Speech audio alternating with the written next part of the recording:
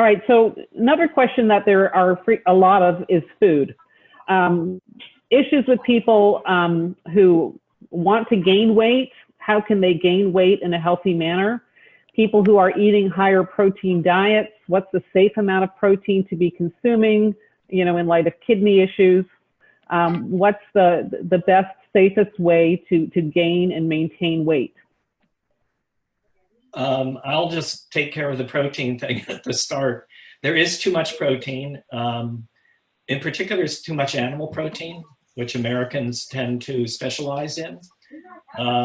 Plant-based proteins are, in any number of respects, much healthier for anybody, including patients with NPS. So I would say that even for young children, 2 to 2.5 grams per kilogram per day is a max. That if you need more protein than that, you really need to be seeing a metabolic specialist. So I think 3 Big Macs a day is probably not something anybody needs. Tofu, plant-based, actually is much less acid load on the body. So people who have decreased kidney function, they sometimes are afraid of plant-based foods because of the potassium. Generally speaking, they tend to be safe and they tend to be much better and may even prevent progression of kidney failure by avoiding animal-based acid-rich foods. And you're speaking to a vegan here, so I am biased against animal products. But if you're trying to gain weight, healthy fats, and you know, olives, avocados. My favorite thing to tell people to snack, even people with diabetes and is nuts.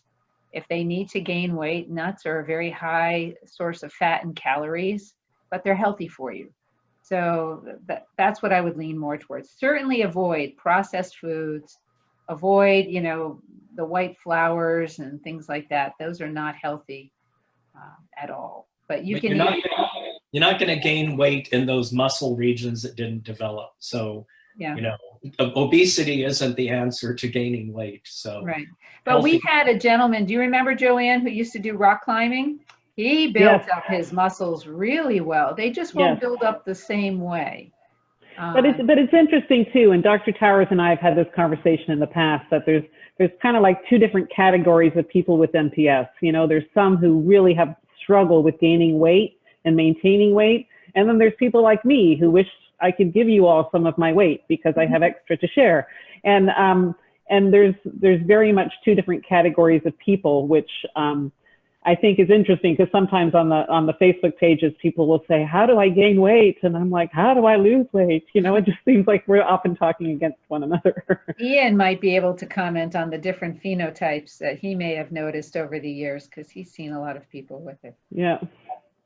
Yeah, I'm not aware of anything where that would be any less variable or more defined than whether you get kidney disease or glaucoma or anything else. So I think there's as much variation within a family on that as on anything else. So it's certainly not tied to the LMX1B mutation as far as I'm aware. Sometimes we see different structures of people, but I don't want to take away from people. Yeah. Some people are tall and skinny, and some people are I mean, if everyone in the family is tall and skinny, then you get NPS, then you're likely to be skinny.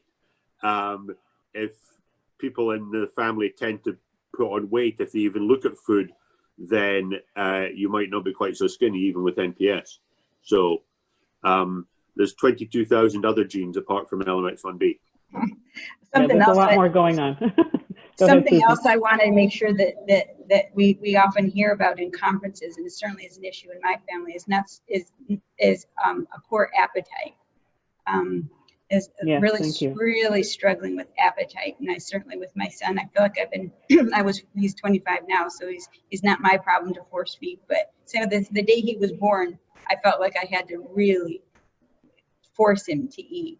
And my mom reminded me that I was the same way when I was little. So it's not just sometimes that maybe we're of small stature, but also it may be compounded by something else that causes poor appetite. And there may be some kind of feedback loop when there's not enough muscle mass that feeds back to the brain hunger, and so then it becomes this this feedback Right. loop where it's hard to have an appetite to gain weight.